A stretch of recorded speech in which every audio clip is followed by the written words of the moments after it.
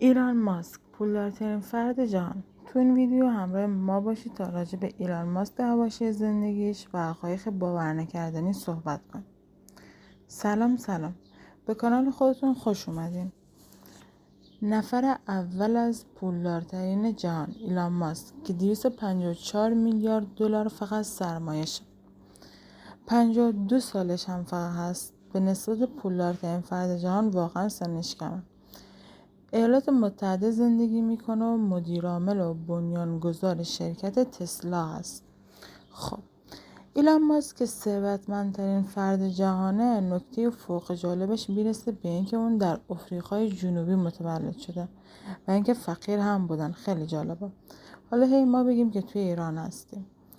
در سال 1989 به کانادا میره و هر شغلی که کم درآمدی هم که بوده قبول میکرده. وضع اقتصادی خیلی پایینی هم داشت.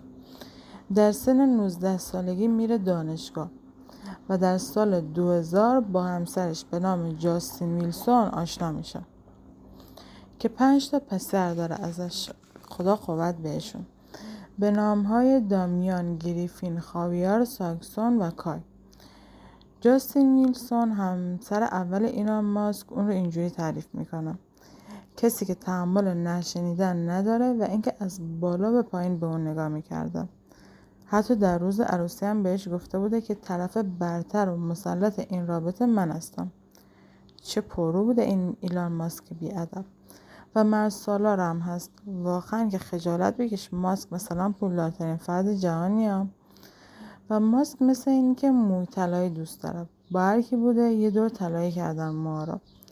یکی دیگه از پارتنرهای ایلان ماسک آمبر هرد مشهوره.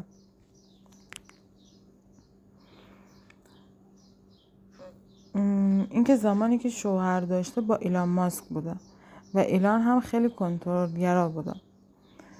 واقعا که